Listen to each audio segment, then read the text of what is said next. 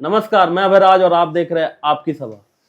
नमस्कार, मैं सुबोध कुमार और आप देख रहे हैं आपकी सभा। आज का ये जो सेशन होने वाला है बहुत ही इम्पोर्टेंट होने वाला है। जैसा कि आप सभी को पता है 8 सालों के बाद जो झारखंड के स्टूडेंट हैं और वैसे एस्पिरेंट जो झारखंड सीजीएल की तैयारी कर रहे थे, जिसे हम जेएसएससी सीजीएल बोलते हैं, उनका एग्जाम होता है 28 जनवरी 2024 को। कई ऐसे छात्र थे जो सेंटर से घर तक भी नहीं पहुंच पाए थे और उनको ये खबर मिलती है जब वो अपना मोबाइल ऑन करते हैं एग्जाम के बाद कि क्वेश्चन लीक हो गई। जी हाँ, ये एक बड़ा न्यूज था और सबसे बड़ी बात है, वैसे छात्र जो 8 सालों से इस एग्जाम का इंतजार कर रहे थे, सोचिए उन पर क्या बीती होगी जब उनको ये पता चलता है कि जिस एग्जाम को देकर वो आए हैं, दिन भर सुबह 7 बजे से एग्जाम रिपोर्टिंग टाइम है, शाम 5 बजे वो परीक्षा खत्म होती है, उसके बीच में कितने ही कठिनाई उन्होंने झेला। बहुत सारे ऐसे स्टूडेंट थे जो दिन भर एक ब्रेड खाकर भी एग्जाम दे रहे थे। कई लोगों का सेंटर इतना दूर था कि यातायात की साधन नहीं थी, 5 किलोमीटर 7 किलोमीटर दूर तक पैदल चल के गए और सभी ने एग्जाम दिया। लेकिन हुआ फिर से वही जो झारखंड का इतिहास पहले से रहा है। बहुत उम्मीद थी सबको जेएसएससी से, बहुत उम्मीद थी हेमंत सोरेन से, लेकिन कहीं ना कहीं छात्रों का जो मनोबल है वो जरूर गिरा है। छात्रों के साथ हमेशा शोषण हो रहा है। पता नहीं सरकार के दिमाग में क्या चल रहा है, रोजगार दे या ना दे। कंफर्म कर दीजिए, आपको रोजगार नहीं देना है तो नहीं देना है। कभी बोलते हैं कि बकरी चलाओ, कभी बोलते हैं अंडा बेचो। इतनी जो पूरी व्यवस्था है, आप जब देखेंगे सारा कुछ है, व्यवस्थित ढंग से सब कुछ चलता भी है, बहुत अच्छी बात है। लेकिन क्या सरकार के पास या जो एजेंसियां हैं या फिर जो संस्थाएं हैं जो इस एग्जाम को लेती है, क्या उनके पास ऐसा कोई सॉल्यूशन, ऐसा कुछ भी नहीं है उस संस्था के पास कि बिना धांधली का, बिना किसी तरह का विघ्न का एग्जाम पूरा हो जाए? आप शायद कल्पना नहीं कर सकते हैं, कई ऐसे छात्र थे या कई ऐसे छात्र कल होंगे जिनके पास एग्जाम सेंटर तक पहुंचने का पैसा नहीं था। अपने रिश्तेदारों से, अपने दोस्तों से उधारी लेकर वो निकले थे एग्जाम देने के लिए और हुआ फिर से वही। वो छात्र ऐसे भी थे जो 8 साल लगातार तैयारी कर रहे थे। 8 साल पहले इसका फॉर्म भराया गया था और वो 8 साल से जिस प्रकार से तैयारी कर रहे थे और लास्ट एग्ज़ाम देने के बाद वो घर पहुंचते भी नहीं और पता चलता है कि एग्ज़ाम का जो थर्ड पेपर है वो रद्द हो गया है। और रद्द क्यों हुआ है? लीक हो गया पेपर, पहले ही सबको पेपर मिल गया है। फिर से वही बात होती है, जेएसएससी सीजीएल में भी वही जो इतिहास है झारखंड का फिर से दोहराया जाता है। हम बात कर रहे थे, कई ऐसे छात्र थे जिनके पास उतने भी पैसे नहीं थे कि एग्जाम सेंटर तक पहुंच जाए, उधारी लेकर वो एग्जाम देने गए थे।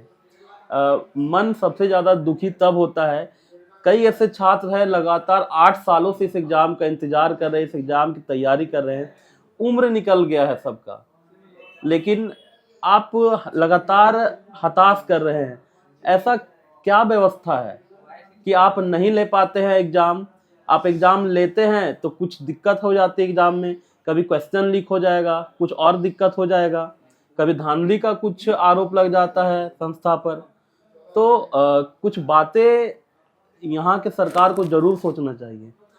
आप अगर अपना मैनिफेस्टो जारी करते हैं, घोषणा पत्र जारी करते हैं, या फिर चलिए मैनिफेस्टो की बात ही हम छोड़ देते हैं, आप युवाओं को ये उम्मीद दिलाते हैं हम रोजगार देंगे, हम इतने नौकरी देंगे, तो सर आप नौकरी किस प्रकार से देना चाहते हैं? क्या लगातार एक ही गलती बार बार होना, ये हम क्या समझें? या तो फिर एक ही गलती बार बार हो रही है, इसका मतलब ये है कि आपको जो बच्चों है, जो स्टूडेंट है, उसकी भावना का कदर नहीं है, उनकी मेहनत का कदर नहीं है। या दूसरी बात है कि आप भी चाहते हैं कि एग्जाम को हम फंसा कर रखें। सरकार चाहती ही नहीं कि एग्ज़ाम हो। अगर वो चाहती कि एग्ज़ाम हो तो इस तरह का हमें फिर देखने को नहीं मिलता। वो चाहते कि यहाँ के युवा बेरोजगार ही रहें। अगर बेरोजगार नहीं रहेंगे तो फिर झंडा कौन ढोएगा, रैलियों में कौन जाएगा? जेएसएससी का जब कल एग्जाम हो रहा था 28 जनवरी को, तो पहला पेपर जो क्वालिफाइंग नेचर है सभी को पता है, दूसरा पेपर जो भाषा आधारित पेपर है और तीसरा जो सामान्य ज्ञान का क्वेश्चन है उसमें झारखंड से भी क्वेश्चन थे, मैथ से भी क्वेश्चन थे, उस पेपर को रद्द किया गया। अगर जेएसएससी ने जो अपना नोटिस निकाला उसमें कहीं भी क्वेश्चन लीक के बारे में बात नहीं किया। उसने थर्ड पेपर जो कैंसिल किया उसका रीजन कुछ नहीं दिया, बस लिखा गया अपरिहार्य कारणों से जो एग्जाम है तृतीय पाली की उसे रद्द किया जाता है। आप एक बात बताएं, आप खुलकर इस चीज को एक्सेप्ट भी नहीं कर रहे हैं और एग्जाम भी रद्द कर रहे हैं। तो अगर आप एग्जाम रद्द कर रहे हैं, आपको लग रहा है कि हाँ जो क्वेश्चन, क्योंकि लगातार आंसर सीट वायरल हो रहे हैं, किसी से छुपा हुआ नहीं है, अगर आपको लग रहा है कि हाँ ये जो एग्जाम है इसका पेपर लीक हुआ है, तो ऐसा कौन सा पेपर लीक करने वाला आदमी होगा जो थर्ड शिफ्ट का क्वेश्चन लीक कर देगा और सेकेंड और फर्स्ट शिफ्ट का क्वेश्चन नहीं लीक करेगा। चलिए फर्स्ट शिफ्ट छोड़ देते हैं, क्वालिफाइंग नेचर का था, जो भाषा आधारित जो पेपर था सेकेंड पेपर, आपको कैसे लगता है कि उस क्वेश्चन को नहीं लीक किया गया होगा, सिर्फ थर्ड पेपर को स्पेशली लीक किया गया था? ये जब आम जनमानस जो स्टूडेंट है, जो छात्र है, उनके मन में तो ये सवाल उठेगा ही। आप थर्ड पेपर कैंसिल कर देते हैं, सेकेंड और फर्स्ट के बारे में आप कुछ नहीं बोलते हैं, क्या सिर्फ थर्ड ही पेपर को लीक किया गया था क्या? और जैसे यहाँ तक की बात है, जो आने वाले भी 4 फरवरी को जो एग्ज़ाम होने वाली है, कहीं ना कहीं छात्रों में हताश है कि फिर से वैसा तो होने का चांस, वो तो होना ही है, क्योंकि इतने सारे जो दलाल, सो कॉल्ड जो एजेंट बोलते हैं हम लोग सरकार के, जो मतलब छात्रों को गुमराह करते हैं कि आप 15 लाख दो, 20 लाख दो, मैं आपको यहाँ पे जॉब, मतलब आपका ज्वाइनिंग है, आपका जॉब है, पैसा लाइए हो जाएगा। और कहीं ना कहीं उसका भी एक वजह है, ये सारे जो कारनामे हो रहे हैं, पहले आंसर शीट आ जाता है तो सारे वो कहीं ना कहीं वो तो सरकार के ही एजेंट होंगे।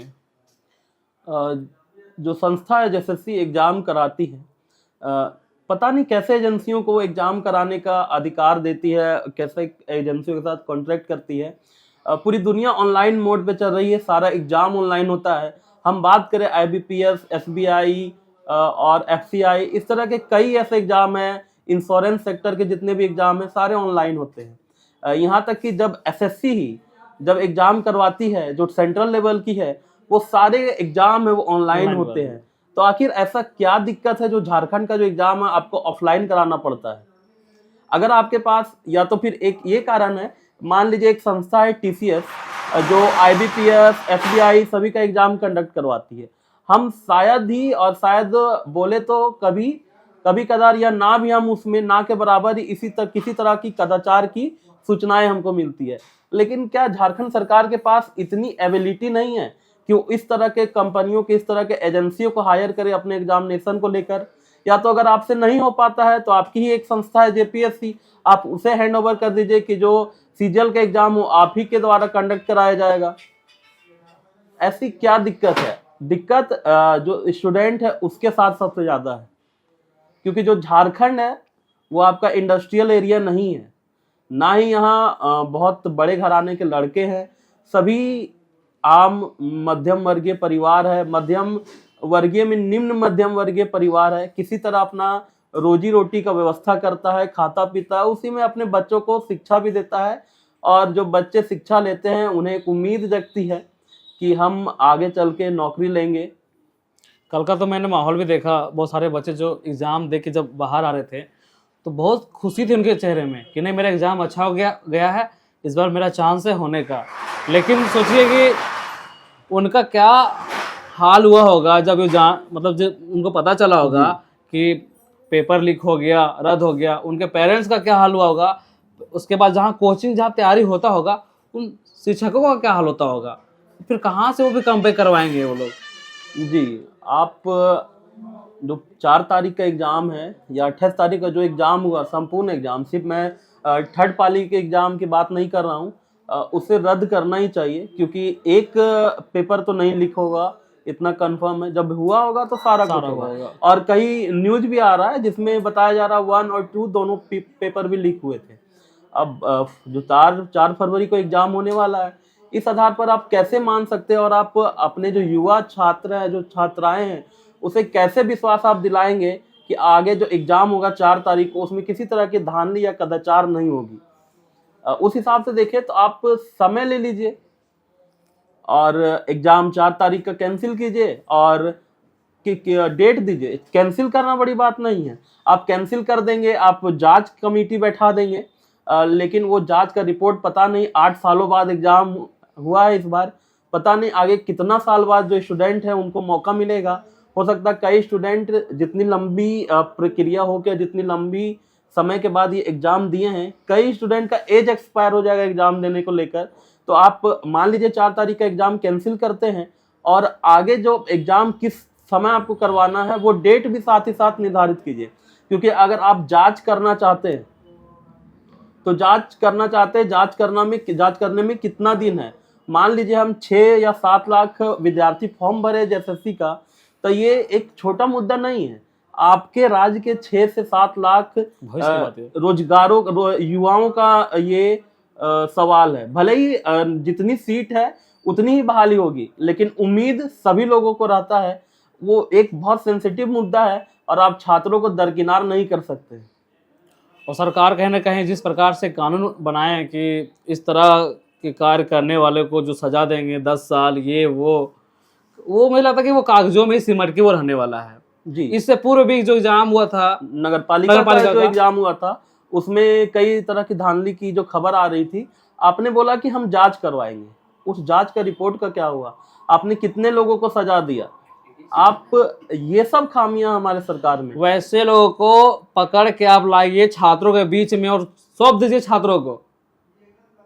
जो छात्रों के भविष्य के साथ खिलवाड़ करेगा उनको छात्रों के बीच लाके सौंप दीजिए, अगर आपसे नहीं हो पा रहा है तो। कुछ 2024 में विधानसभा का चुनाव होना है सर, और आप एक विधायक के तौर पर या एक प्रतिनिधि के तौर पर, एक प्रत्याशी के तौर पर आप फील्ड में निकलेंगे और उन्हीं छात्रों से आप रूबरू होंगे। अगर वही सवाल वो उलट के आपसे पूछेंगे तो आपके पास शायद उस समय जवाब नहीं होगा। आप ये भी नहीं कर सकते हैं कि हम अगला बार सोचेंगे, क्योंकि आपके पास सोचने के लिए 5 साल का समय था। एक बहुत हाथ जोड़कर विनती है कि फिलहाल जो छात्र है उनके उम्मीद को मत टूटने दीजिए। हेमंत सोरेन सरकार से छात्रों ने बहुत उम्मीद लगा कर रखा था एक युवा मुख्यमंत्री के तौर पर कि आप आएंगे और छात्रों के लिए कई कार्य करेंगे, लेकिन ऐसा धरातल पर होता नहीं नजर आ रहा है। हेमंत सोरेन जी, अगर आपको लगता है या हम आपसे ये बात नहीं कर रहे क्योंकि एग्जाम आप नहीं कंडक्ट कराते, आपकी एजेंसी जो संस्थाएं वो करती है, वो कई एजेंसियों को टेंडर देखती है एग्जाम कराने के लिए। तो आप जांच का आदेश दीजिए और एक समय दीजिए कि इतना समय में हमको जांच करके चाहिए कि इसमें कौन कौन से लोग संलिप्त थे या किनके गलती के कारण क्वेश्चन लीक हुआ, क्या है नहीं है, इसकी जिम्मेवारी आप किस पर देंगे? आप राज्य के मुखिया हैं तो सवाल सबसे ज्यादा तो आपसे ही पूछा जाएगा। उनको तो खुल के आना भी चाहिए छात्रों के प्रति। जी, और जो जैसा हाल है अभी झारखंड का और छात्रों के बीच जो रोष है, वो एक कोऑर्डिनेशन चाहते हैं, वो बातचीत करना चाहते हैं सरकार से। आप खुद आइए, आप मीडिया में आइए, कॉन्फ्रेंस कीजिए, छात्रों के जो डेलीगेशन है उनसे मिलिए, बातचीत कीजिए। छात्रों का इस समय हौसला बढ़ाए रखना सबसे ज़्यादा जरूरी है, क्योंकि अगर सबसे ज़्यादा हताश, परेशान और टूटा हुआ कोई इस समय है झारखंड में तो सबसे ज़्यादा यहाँ के छात्र हैं जो यहाँ झारखंड के एग्जाम की तैयारी करते हैं। हम उम्मीद लगाते हैं आपसे कि आप इस दिशा में जरूर पहल करेंगे और सभी छात्रों को, जितने भी छात्र एग्जाम दिए हैं या एग्जाम देने वाले हैं, उनसे निवेदन है कि अपने हौसला को बनाए रखें और पेशेंस में थोड़ा रहें। हाँ, पेशेंस बिल्कुल भी नहीं खोना है, शांति तरीके से रहें। जी। तो जैसे सीजल को लेकर जैसे भी अपडेट आएगी, हम सभी अपने चैनल में और कई जो शिक्षक है वो भी लगे हुए हैं इसके लिए, उन सभी को धन्यवाद, क्योंकि वो भी बहुत परेशान है छात्रों के भविष्य को लेकर। जब भी ऐसी कोई अपडेट आती है तो हम आपको ज़रूर बताएंगे। आप लगातार हमारे चैनल से जुड़े रहें। अगर आप यूट्यूब में हैं तो हमें सब्सक्राइब जरूर करें, फेसबुक में हैं तो हमें फॉलो जरूर करें, क्योंकि तभी हम एक दूसरे से कोऑर्डिनेट कर सकें। और बहुत बहुत धन्यवाद। मिलते हैं नेक्स्ट वीडियो में। जैसी अपडेट आएगी हम आपके साथ जरूर रूबरू होंगे। तब तक के लिए जोहार झारखंड। जय हिंद।